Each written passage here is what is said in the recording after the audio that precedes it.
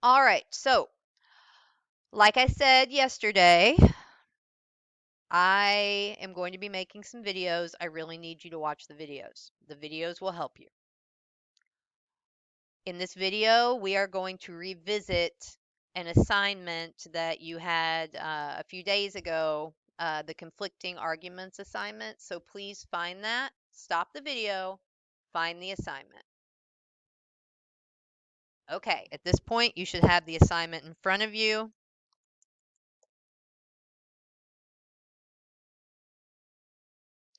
So the two conflicting arguments that we're going to look at are ban the ban and soda is a problem, but, or so, I forget which word they use. Soda is a problem. So conflicting means that they both have different views. So we want to figure out which one of these is stronger. So we are going to be evaluating these arguments today. Evaluating an argument is a challenging skill. You're going to have to analyze the argument, pull it apart, look at what it's made of, and then after you look at the substance of each argument, you've got to decide which argument has more substance. So to get started, you need to start out by figuring out, well, what does a strong argument have? So this first little section tells you what a strong argument has. In an argument, an author presents a claim or position on a debatable topic, so a topic that has sides. He or she then explains the reasons. So they present a claim, they present reasons, and then they use evidence to show why the reasons are sound or are good reasons. Strong arguments, and we're going to underline this, friend.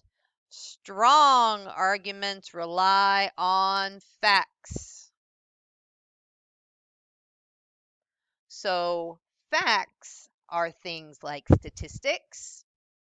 They could be observations from a scientist. They could be observations from a research study. They could be events that were recorded in a news report. But anything that you can go back and check to be true. So facts, you can check, right? You can go and see if they have truth. Weak arguments may express, so now we're looking at weak arguments may express the author's opinions, but not use facts to support them. So lack of facts weakens the argument. Weak arguments may also have poor reasoning or rely too heavily on exciting emotions. So when you're determining if an argument is strong, and I'm going to put or give you a minute to get that down. Stop the video if you need to copy my annotations. Okay. So strong arguments have facts. Weak arguments do not have facts. Okay? Strong arguments do not rely on poor reasoning, and we'll talk about what that is later. Weak arguments have a lot of poor reasoning. However, there's a continuum, right? You can have really good, really bad, and then you can have all in between, depending on how many facts and what the reasoning is like. Okay? So when you are figuring out whether an argument is sound, you're looking for 1, facts. You're looking for 2, lack of fallacies or lack of poor reasoning. So stop the video, do this little checkpoint so that you know the main things to look for in a strong argument and a weak argument. Moving on. Now we're going to talk about reasoning. Common logical fallacies is another way to say common poor reasoning. So write that in. A fallacy is just poor reasoning. Fallacy comes from the word false, or it's connected to the word false. So a fallacy is false reasoning. So when you see fallacy, think false or not true, reasoning that is not true. Some types of poor reasoning or over-reliance on emotions are called logical fallacies. Singular, fallacy. Common logical fallacies include the following. So here's the thing. There are so many fallacies. There are many fallacies that you're going to learn as you go through not only this class, but when you go to college. There's a whole class on poor reasoning. Today, I'm only going to introduce you to two: overgeneralization, slippery slope. We need to know these because when we go to the text, you're going to be looking for these.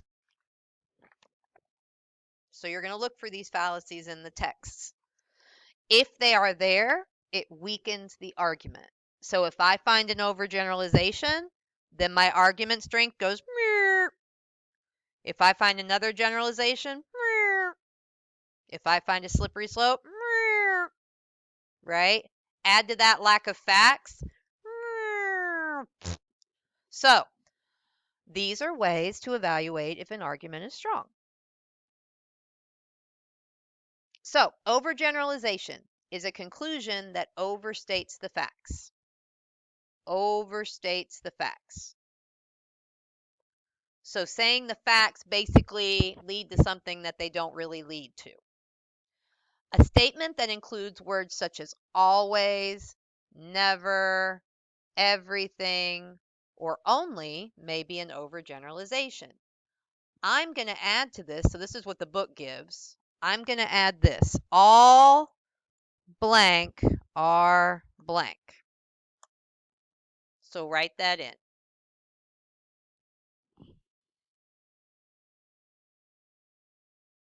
Okay, so if you put a whole bunch of something in one category, that is an overgeneralization. So they give you one: nobody ever washes the dishes. Another one could be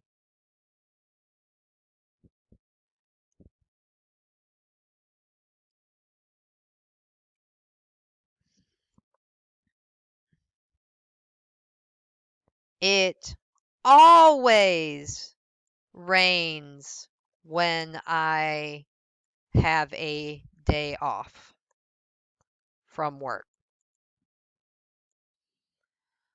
That's not true. We know that that's not true, right? That is poor reasoning. What else?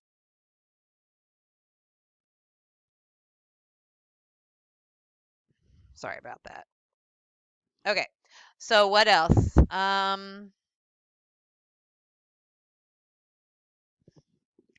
Only dogs make good pets.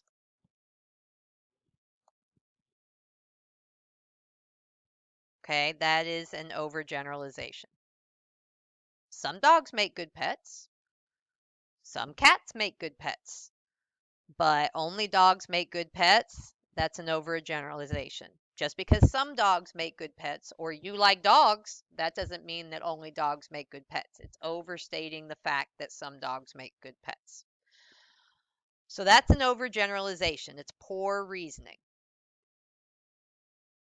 A slippery slope asserts that a relatively small first step will lead to a chain of related events resulting in some significant effect. So let's underline some things. Relatively small first step will lead to a chain of related events resulting in some significant effect. The idea that such a chain of events will definitely happen may simply be untrue. For example, I don't like their example. I'm going to mark it out.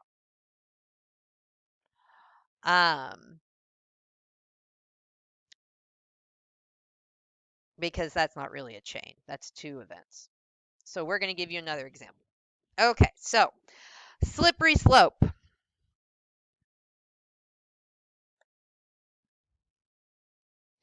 If you make her curfew an hour later, then she will get into trouble. When she gets into trouble, she will start hanging out with the wrong crowd. Then she will start cutting classes and fail out of school. After she fails out of school, she will turn to a life of crime.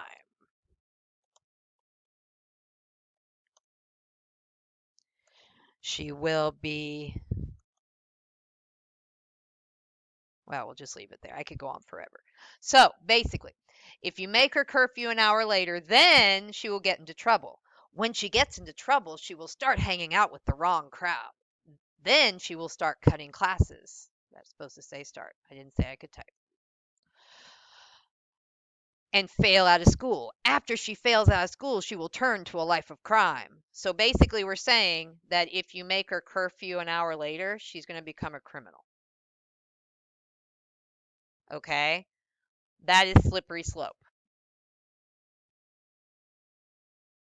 If you want to copy that at the bottom of your paper as an example, you can. But it's basically saying that this one small first step is going to lead to a chain reaction that leads to a significant effect. And believe it or not, they use this all the time. This is a big fallacy they like to use in argument. Okay, again, stop the video. Work on the checkpoint. Okay? Remember, you are going to be looking for these in the text. Okay? All right. Thank you much.